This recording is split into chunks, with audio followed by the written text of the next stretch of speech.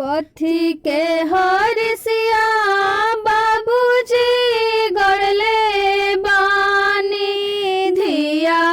जंग बैठवले बानी धिया जंग बैठवले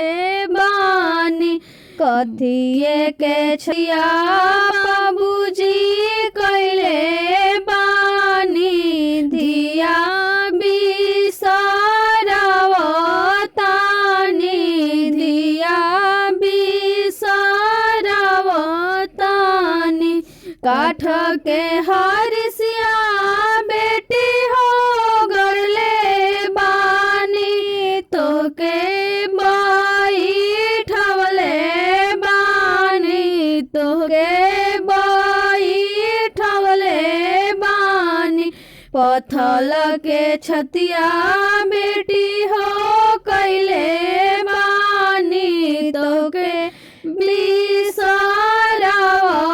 बिसरवतानी तो के बिसरवतानी कथी के चटैया